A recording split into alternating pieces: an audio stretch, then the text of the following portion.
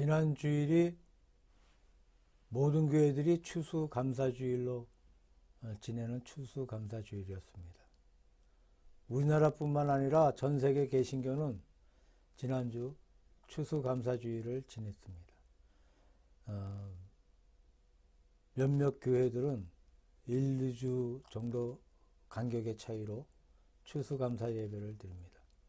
우리 교회는 매년 11월 넷째 주 추수감사 주일로 지켰습니다. 이 감사절은 미국에 처음으로 건너갔던 청교도들이 제정한 교회의 절기에 속합니다. 1920년 영국을 떠나서 미국에 도착한 청교도 일행들이 거기에서 겨울을 보내면서 가진 고생을 다하고 한 해 겨울을 보낸 이듬해에는 102명의 청교도들 가운데서 절반 이상이 죽어버리고 50명이 겨우 살아남았어요.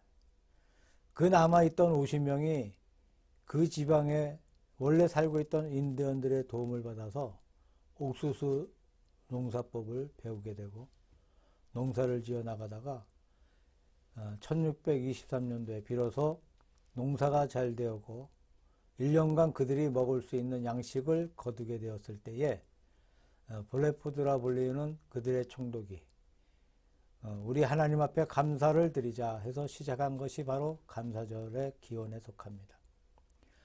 그 후 감사절은 16대 대통령을 지냈던 아브라함 링컨 시대에 11월 넷째 목요일로 제정되었다가 다시 2차 대전 때 루즈벨트 대통령이 11월 셋째 목요일로 변경시켜서 지금까지 지키고 있습니다.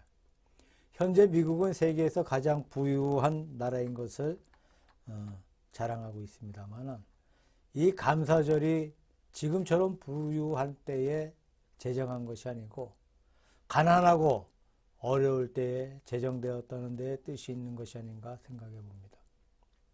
사람들은 이상하게도 풍요롭고 좋을 때는 감사할 줄을 모르다가 어렵고 궁핍할 때 감사할 수 있다는 것은 사람만이 가지고 있는 이상한 취미고 또 어떤 의미에서 약점이라고 할 수 있습니다. 이런 우리의 약점을 반성해 보면서 우리가 감사의 삶을 살지 못하는 우리의 잘못을 뉘우치면서 1년에 한 번씩 감사절을 통해서 감사의 믿음을 깨닫게 한다는 것은 우리 교회의 명절 가운데 뜻있는 절기라고 말할 수 있겠습니다.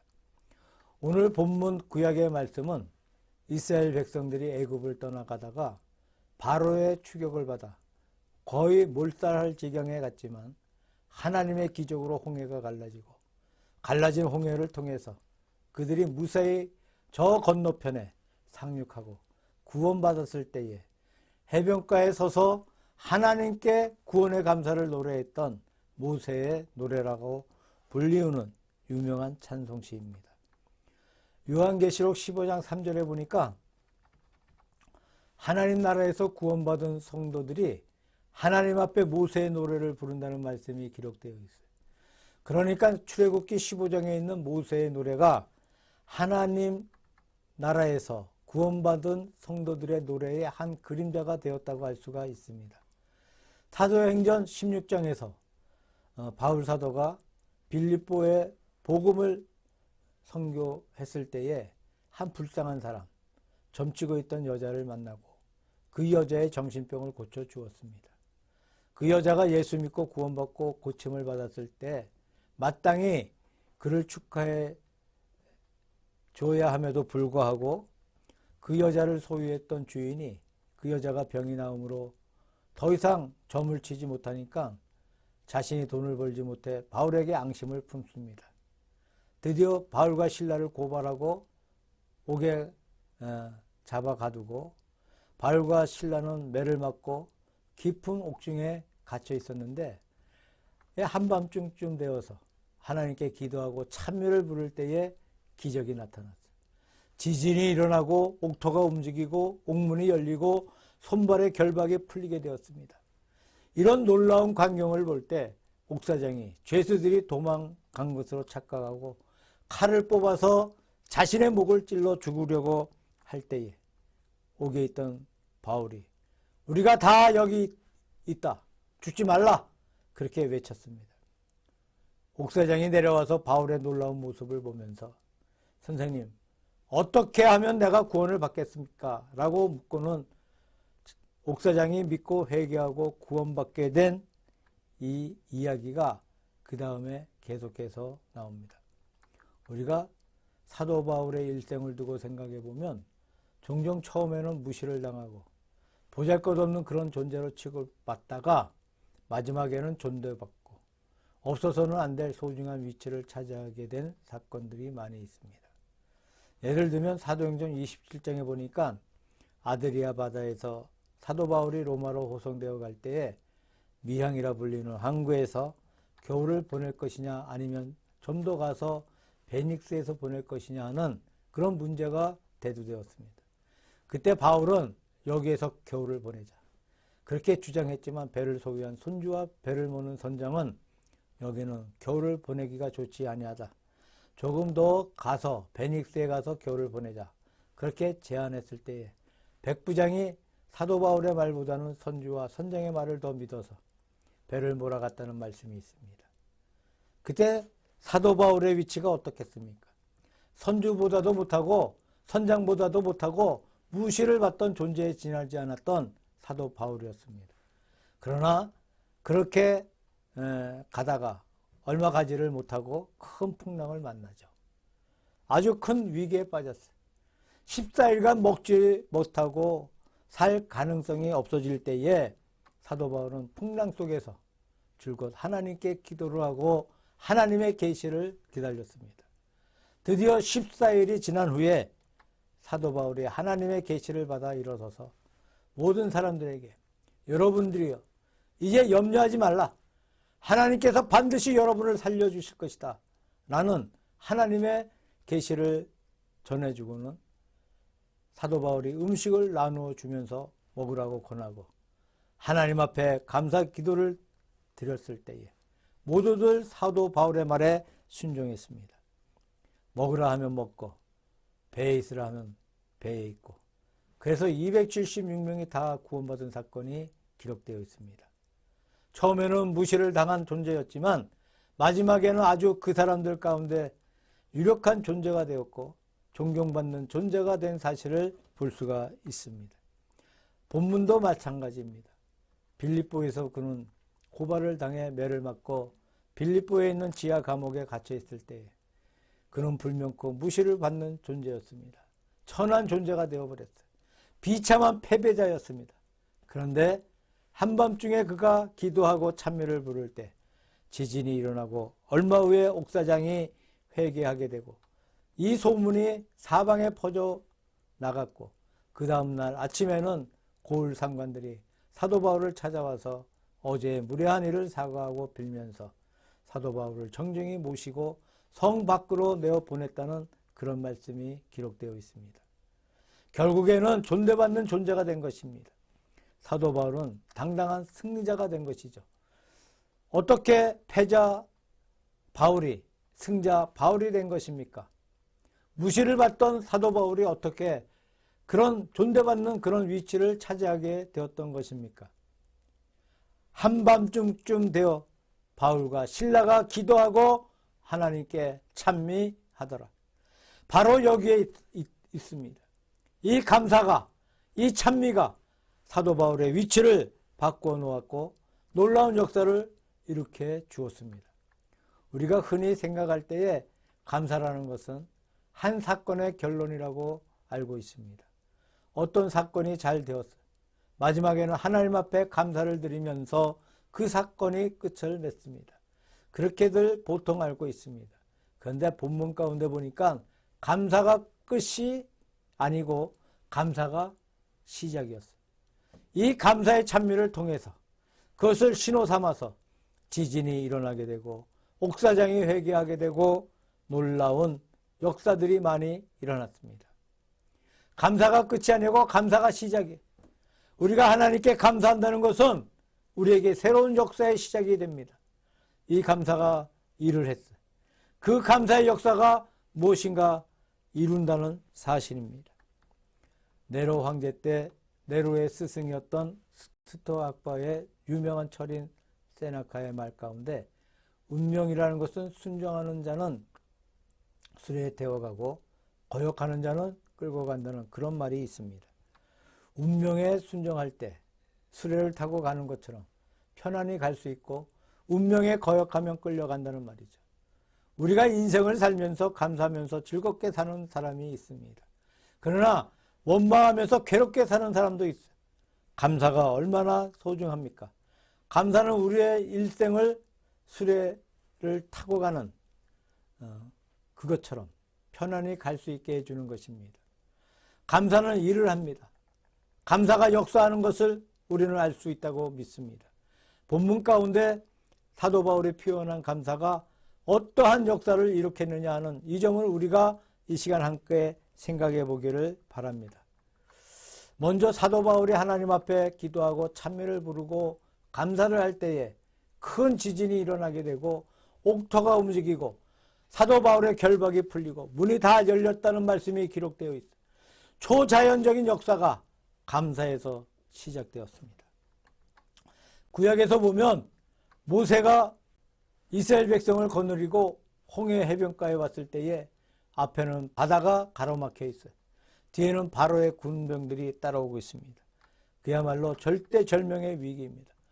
앞으로 갈 수도 없고 물러날 수도 없고 우로도 못 가고 좌로도 못 가고 온 이스라엘 민중들은 고함을 치면서 모세를 원망합니다. 왜 우리를 데리고 나와서 이 해변에서 죽이려고 하느냐? 애굽에 매장지가 없다는 것이냐? 그때 모세가 말하기를 원망하지 말고 고요히 있으라. 하나님을 대망하라. 하나님의 구원의 손길을 바라라고 명령합니다. 모세의 명령을 듣고 그들은 조용히 섰습니다. 하나님을 대망했어요. 그때 모세가 지팡이를 바다를 향해 내밀자 바다가 갈라지고 거기에 길이 열렸다는 그런 기사가 있습니다. 다시 말하면 홍해를 갈라놓는 기적이 어디에서 나온 것입니까? 온 민족이 조용히 서서 하나님의 구원의 은총을 대망하는 그 신앙의 자세에서 기적이 이루어졌다는 사실입니다. 구약의 엘리야가 갈멜산에서 기도할 때에 하늘에서 불이 내려와서 온 이스라엘 백성들의 마음이 하나님을 향하여 회개하였어요. 그 기적이 어디에서 나왔습니까? 엘리야가 무너진 하나님의 제단을 쌓고 제물을 갖다 두고 물을 가져와 붓고 무릎을 꿇고 하나님 앞에 기도하기를 하나님이여 여호와께서 하나님이신 것과 하나님께서 이 백성의 마음을 돌이키게 하시는 것과 내가 주님의 종된 사실을 오늘날 이 백성으로 알게 하옵소서라고 간절히 기도를 했습니다. 그때 불이 하늘에서 내려와서 온 백성들이 여호와 그는 하나님이시다 라고 고백하면서 엘리야가 하나님의 종인 것을 인정했습니다. 그때 백성들의 마음이 돌아서서 하나님께 돌아왔습니다. 엘리야의 기도가 응답받은 것이죠. 그 불이 하늘에서 떨어지는 놀라운 기적은 어디에서 나온 것입니까? 엘리야가 하나님의 제단을 수축하고 하나님 앞에 제물을 바치고 간곡하게 기도하는 신앙의 자세에서 놀라운 기적이 비롯됐다고 말할 수 있습니다. 감사하는 마음은 어떠한 마음입니까? 또 원망하는 마음은 어떠한 마음입니까? 한밤중쯤 되어 바울과 실라가 하나님 앞에 기도하고 찬미하더라. 그러면 초저녁부터 밤중까지 사도 바울은 무엇을 했겠습니까? 저 혼자 이렇게 상상해 보았습니다. 사도 바울이 처음에 매를 맞고 몸이 대단히 아픕니다. 그 마음이 괴롭습니다. 왜 이렇게 되었단 말이냐?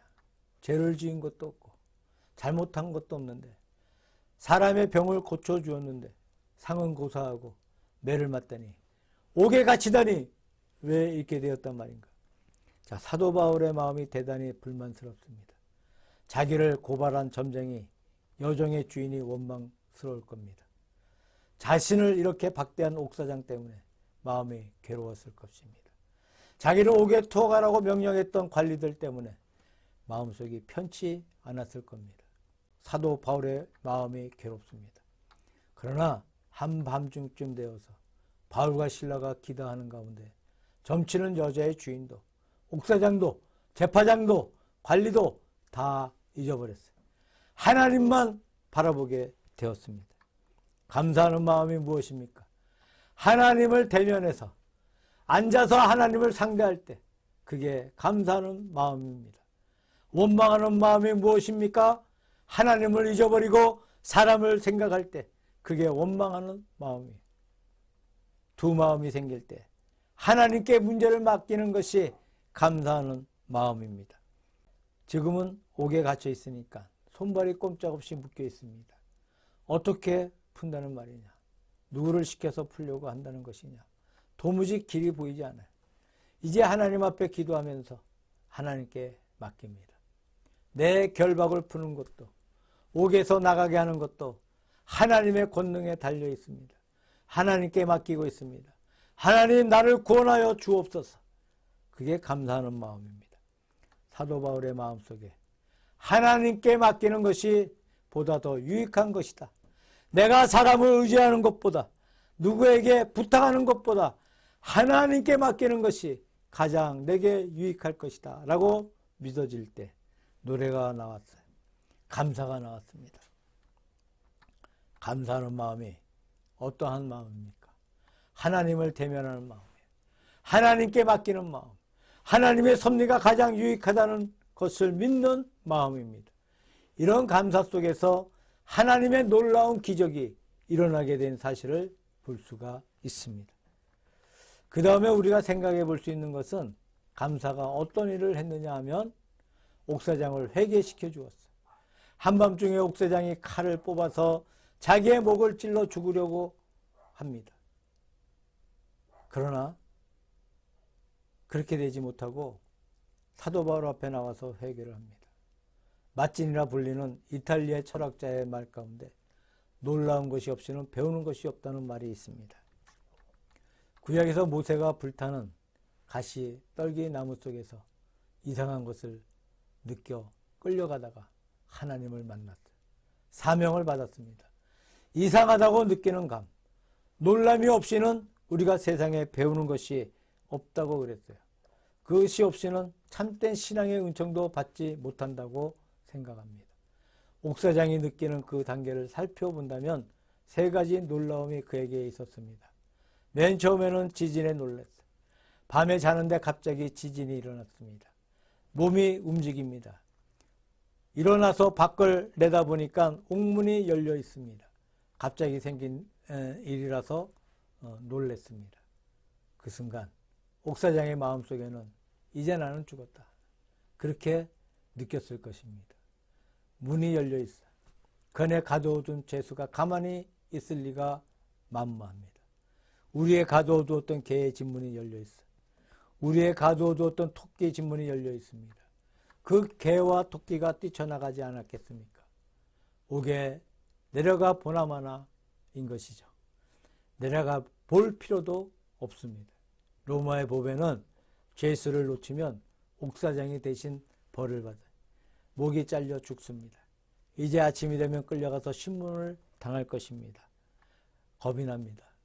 치욕을 받을 것이에요. 능력을 받을 것입니다. 그리고 목이 잘려 죽을 것입니다. 그렇게 생각하니 갑자기 두려움을 느껴지죠. 내가 그렇게 수모를 받아가면서 죽을 것이 무엇이냐. 내 스스로 내 목숨을 끊지 하면서 칼을 뽑아서 자결을 하려고 했습니다. 밝은 곳에 있던 옥사장은 어두운 오간이 보이지 않아요. 어두운 옥에 있던 바울은 옥사장의 동작을 환하게 보고 있습니다. 바울이 고함을 치면서 우리가 다 여기 있다. 죽지 마라. 그렇게 말합니다. 옥사장이 깜짝 놀랐어요. 등불을 가지고 옥에 내려가 보니까 옥문이 다 열려 있는데 손발은 다 풀려 있는데 죄수들이 태연자약하게 앉아 있습니다. 또 한 번 놀랐어요. 조금 전과는 종류가 다른 놀람입니다. 이번에 놀람은 무엇이겠습니까? 사도 바울의 인격에 대한 놀람입니다. 이분이 보통 사람이 아니구나. 고상한 분이다. 놀라운 사람이다. 무엇인가를 가지고 있는 사람이다. 마음의 두려움을 느꼈어요. 꿇어 엎드려 하는 말이 선생들아 내가 어떻게 하면 구원을 얻으리까? 라고 질문을 합니다. 옥사장이 제수에게 선생이라고 했어요. 어떻게 하면 구원을 받습니까? 라고 물었어요. 분명히 놀란 자세가 아니겠습니까? 사도 바울이 말하기를 주 예수를 믿으라. 그러면 너와 내 집이 구원을 받을 것이다. 라고 말합니다. 또 한 번 놀랐어요. 새로운 이름입니다. 주 예수의 이름을 믿었습니다. 옥사장이 이미 예수의 이름을 들었겠지요. 바울과 실라를 옥에 잡아 가둘 때 왜 잡아 가두었습니까? 전도자인데 예수를 전하다가 옥에 갇혀있다. 그것쯤은 들었을 것입니다. 그때 그가 어떻게 느꼈겠습니까? 예수 비웃었을 것입니다. 무시했을 것입니다. 근데 무시했던 예수의 이름이 이 놀라운 스승들의 입에서 그렇게 고귀하게 보이는 인격자의 입에서 나왔습니다. 순간 그의 마음속에는 예수 그리스도의 이름이 모든 비밀의 열쇠라고 느꼈을 것입니다. 웬 지진이냐? 예수 그리스도 때문이라. 이 지진은 예수 그리스도가 일으킨 것이다. 왜 이리 높은 고상한 인격을 가지고 있는 것이냐? 예수 그리스도 때문이다.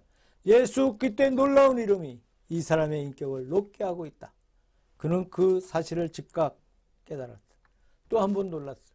그 순간 그는 무시했던 예수의 이름을 믿기로 작정을 합니다. 아마 옥사장이 세 번의 놀라움을 느끼고 믿음이 생긴 것을 볼 때에 우리의 일상생활 가운데서도 이런 놀라움의 과정을 거쳐서 믿게 되는 것이 아닌가 생각해 봅니다. 첫 번째 놀라움은 육신의 놀라움. 내가 죽는다는 육체의 공포에 놀라게 됩니다. 두 번째 놀라움은 바울의 인격에 놀라는 영혼의 놀라움이에요. 사람 속에 있는 영혼이 자기보다 더 큰 분을 만날 때 두려워 떠는 놀라움이었습니다. 세 번째 놀라움은 영의 놀라움이었어요. 하나님의 거룩한 이름을 들을 때 자기 깊숙한 마음속에 영이 깨어났어요. 그래서 신앙의 세계에 들어갔습니다. 이런 결정적인 신앙의 동기가 어디에 있는 것이겠습니까?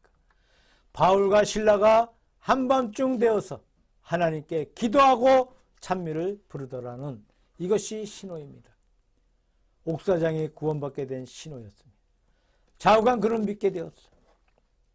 제가 생각하기에는 옥사장이 회개하는 것은 완벽한 믿음의 표본인 줄로 믿습니다. 이렇게 좋은 믿음을 얻을 수가 없어요. 좌우간 믿는다 해도 질이 잘못될 수가 있습니다. 그런데 이분의 신앙의 질은 참 좋았습니다. 완벽한 믿음을 가졌습니다. 우리 한번 생각해 봅시다. 우리가 다 여기 있노라 하는 소리를 듣고 뛰어가서 옥 앞에 갔을 때에 옥문이 열린 그 속에 바울과 실라가 편히 앉아 있어요. 그 앞에 무릎을 꿇고 선생들아 어떻게 하면 내가 구원을 얻겠습니까? 라고 물었습니다. 구도자의 자세가 완벽하죠. 그분이 왜 죽으려고 했습니까? 제수가 다 도망갔을 것이다. 그러면 나는 죽는다. 그래서 죽으려고 했는데 죄수들이 다 그대로 앉아있어요. 휴 하고 안도를 느끼지 않았겠습니까? 얼른 옥문이나 잠가놓고 볼 일이 아니겠습니까? 그러나 옥문을 빨리 잠가야 되겠다는 생각은 나지가 않아. 내가 어떻게 하면 구원을 받겠습니까? 육신의 생명이 사느냐 죽느냐 하는 그것을 넘어서 내 영혼이 하나님 앞에 구원을 받아야 되겠다고 생각해서 내가 어떻게 하면 구원을 받겠습니까? 라고 물었던 것이죠. 완벽한 구도의 자세가 아니겠습니까? 병이나 고치기 위해서, 돈이나 얻기 위해서, 육신이 더 잘되기 위해서, 취직이나 하기 위해서 예수를 믿는 것이 아니고 내가 어떻게 하면 구원을 받겠습니까? 구도의 자세가 완벽한 것을 볼 수가 있습니다. 그 다음에 보면 그와 그 집이 다 믿더라고 기록되어 있어요. 자기 혼자 믿고 마는 것이 아니에요. 자기의 가족, 자기의 부인이나 자기의 자녀냐, 자기의 종들이 다 믿어서 구원을 얻게 했습니다. 아름다운 신앙의 자세인 줄로 믿습니다. 우리가 참으로 예수 그리스도를 구주로 믿을 때는 우리의 가족을 주님 앞으로 인도하지 않을 수가 없습니다. 친구에게 전도하지 않을 수가 없습니다. 이것이 정상적이고 올바른 믿음입니다. 그리고는 그 밤에 곧 세례를 받더라고 했어요. 요즘 교회에서 처음 성도로 입교하게 되면 6개월 되어야 학습을 받고 또 6개월 되어야 세례를 받습니다. 그런데 즉각 세례를 받았다고 했어요. 무엇이겠습니까? 세례를 존중했어요. 교회 의식을 높였어요. 어떤 분은 예수님을 믿는다고 하면서 교회의 세례를 존중하게 여기지 않습니다.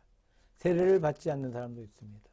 교회가 집사의 직이나 장로의 직이나 권사의 직을 맡길 때 그 직분을 소중히 여기지 않는 분도 있어요. 이분은 교회의 의식을 존중히 여겼어요. 교회의 직분을 존중히 여겼습니다. 이것이 아름다운 신앙의 좋은 표본이라고 생각합니다. 이것이 아름다운 신앙의 좋은 표본이라고 생각합니다.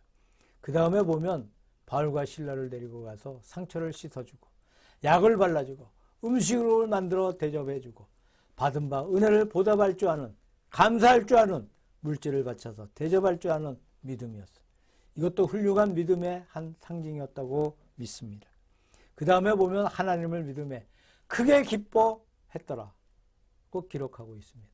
신앙의 기쁨이, 구원의 기쁨, 이런 단계를 살펴볼 때에 옥사장의 믿음은 완전한 믿음이었다. 참 좋은 믿음의 표본이었다고 믿습니다. 이 좋은 믿음이 어떻게 생긴 것입니까? 사도 바울의 기도와 찬미에서 시작되었습니다. 사도 바울의 감사의 기도와 찬미에서 시작되었어요. 사도 바울의 감사로 인한 역사였어요. 감사에 의해서 얻어졌던 소득이었던 것입니다. 끝으로 말씀드리고 싶은 것은 감사는 사도 바울에게 끝없는 자신과 용기를 주었다는 것이에요. 이제 35절 이하 말씀을 보면 그 다음날 아침 날이 밝을 때에 아마 간밤에 사건에 대한 보고를 받았을 것입니다. 상관들이 사람을 보내어 사도 바울을 놓아주어라고 그렇게 통보를 합니다. 그때 사도 바울이 뭐라고 말했습니까? 로마 시민권을 가진 우리를 아무 재판도 하지 아니하고 이렇게 사람을 매로 쳐놓고 이제 나가라고 한단 말이냐? 그럴 수 없다. 너희가 친히 와서 사과를 하고 내보내달라고 하면서 버텼어요. 아주 용감한 바울입니다. 이 말을 들은 상관들과 재판장이 깜짝 놀랍니다. 그때는 로마 시민권을 가진 사람을 함부로 매질할 수가 없어요. 매질했다가는 큰 복면을 당합니다. 큰 벌을 받습니다. 아유, 큰일 났구나 하고 황급히 달려와서 제발 용서해 주십시오 하고 빌고 사과하고 아마 요즘 우리말로 하면 좋은 차에 태워 모시고 성밖까지가 전송을 했다고 했습니다. 자, 사도 바울의 담대한 모습입니다. 큰 사람의 마음 가운데는 담대함이 있다고 믿습니다. 사도 바울은 담대했어요. 그러나 어느 때는 약할 때도 있었습니다. 예를 들면 고린도 전서를 보게 되면 내가 약할 때 떨었다는 그런 기록이 나와 있어요. 베드로도 그랬습니다. 어떤 때는 베드로는 대단히 담대했어요. 어떤 때는 약했어요. 신앙 고백을 했을 때, 물 위로 걸어갈 때 참으로 담대한 베드로의 모습을 볼 수가 있었습니다. 그러나 예수를 3번 모른다고 할 때 나약한 베드로의 모습을 볼 수가 있습니다. 사도 바울도 그랬다고 믿습니다. 그런데 어느 때에 바울이 더 담대했느냐? 어느 때에 더 약했느냐? 바울이 기도하고 찬미를 부를 때는 점점 더 용감한 바울이 되었습니다. 감사할 때에 용감한 바울이 될 수가 있었습니다. 바울은 다마스커스 사건 이후 그 이전에도 용감한 사람이었습니다. 그 이후도 용감한 사람이었습니다. 그러나 용감의 질이 달라. 그 이전의 용감이란 것은 사람을 잡아 가두는데 용감했어요. 사람을 죽이는데 가편 투표를 했습니다. 그런 일에 용감했어요. 다시 말해서 외적으로 용감했다는 것입니다. 제사장의 권력을 받아서 외적으로 무서운 사람이었습니다. 그러나 다마스커스 이후에는 외적으로가 아니고 내적으로 강한 사람이 되었습니다. 예수 그리스도로 말미암아 거룩한 용기를 가지고 있습니다. 어디에 가도 굴복하지 않습니다. 이 놀라운 용기는 주님과 더불어 밀접하게 교제하는 가운데, 기도하는 가운데, 주 앞에 감사하는 가운데 더해졌습니다. 사도 바울의 서신 가운데 보면 담대함이란 말이 많이 나오는데 파레사란 말은 무려 바울 서신 가운데 9번이 나오고 신약 성경에서 바울 서신 외에는 그 낱말이 나오지를 않습니다. 다시 말씀드리면 사도 바울이 즐겨 사용했던 낱말이죠. 거룩한 감사의 생활 속에서 이런 용기가 배양되었습니다. 실존 신학자 폴 틸리의 말 가운데 존재하려는 용기, 즉 the courage to be라는 말이 있어요. 존재에는 용기가 필요하다는 거예요. 그러나 진정한 용기는 여기에 있습니다. 그리스도가 주신 거룩한 이 용기가 진정한 용기인 줄로 믿습니다. 한 번은 어떤 광산이 그만 잘못돼서 폭발해서 그 안에 있던 갱도에 있던 1단의 광부들이 갇혀버렸어요. 밖에서 열심히 구호 작업을 하는데 워낙 많이 묻혀버려서 미처 캐내지 못하다가 그 속에서 질식해 죽게 되었습니다.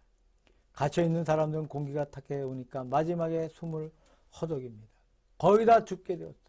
그때 강부들 속에 예수를 잘 믿는 분들이 있었는데, 자 이제 우리 죽을 판인데 죽을 바에는 마지막에 하나님을 찬송하다가 죽자. 그래서 그들이 모여서 하나님을 찬미하기 시작했어요.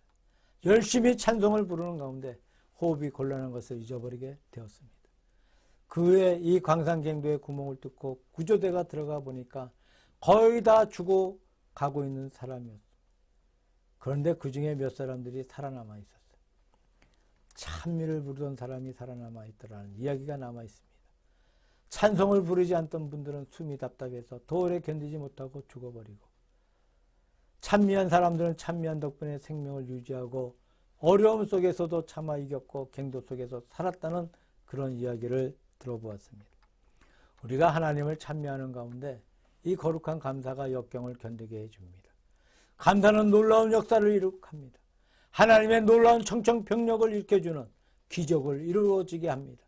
사람의 영혼이 주 앞에 돌아와 믿게 하는 기적이 일어나게 합니다. 우리 자신에게 놀라운 감격과 힘을 계속해 주는 것이 바로 감사인 것입니다. 우리가 이 감사의 계절을 맞이하면서 다시 한번 감사의 정신을 새롭게 하시기를 바랍니다. 감사의 역사를 우리 자신의 감사 생활 속에서 일으켜 나가시기를 우리 주 예수 그리스도의 이름으로 축원합니다. 기도하겠습니다.